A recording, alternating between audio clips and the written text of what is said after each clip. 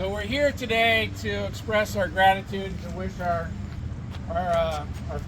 fondest wishes in the next step of the journey to Chris Moore, to Dr. Moore.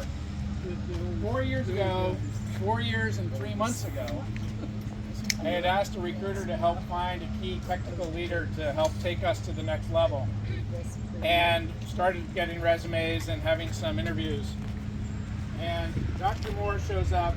We weren't in this facility, we were in Santa Clara at the time. And he comes in, and within the first few minutes of the interview, he told me that my company's name was dumb. And didn't understand why I called it that, because it wasn't what we do.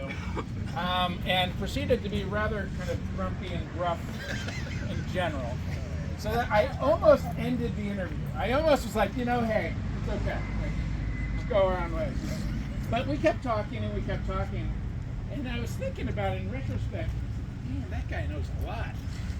And he's very clear-headed, and he's very thoughtful about this business and about where it could go. And I came to realize that he would be a fantastic addition. And it was one of the best hiring decisions that I made. Because as a young company who's just trying to break into this industry and who has wildly ambitious dreams to do just about everything for just about every type of customer, you really need somebody who the customers will be trusting. And they say, hey, that person knows what they're talking about.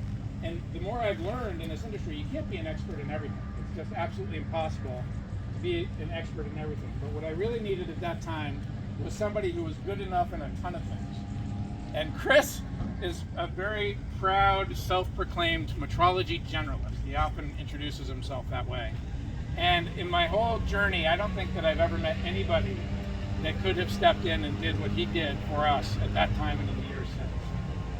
And so I tend to believe that if you're going to spend a lot of your waking hours going to an office and being part of a company, that you might as well do it well, and you might as well try to make your mark.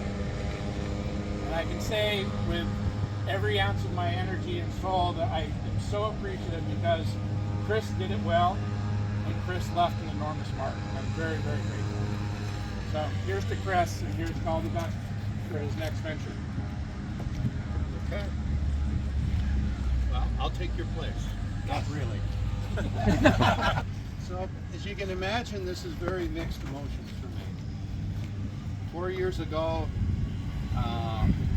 came to a place that moved about 3 days after I joined, if I remember, because I actually put a post out on it. And it was a very different place, but it had a very big dream. And that dream, I had talked to the recruiter ahead of time, and the recruiter said, what do you think of the dream? And I said, it's very different than what most people would have dreamt at this point. And he said, do you think it can happen? And I said, yeah, but it's a hell of a lot more work than the guy that wrote the deck thought it was going to be.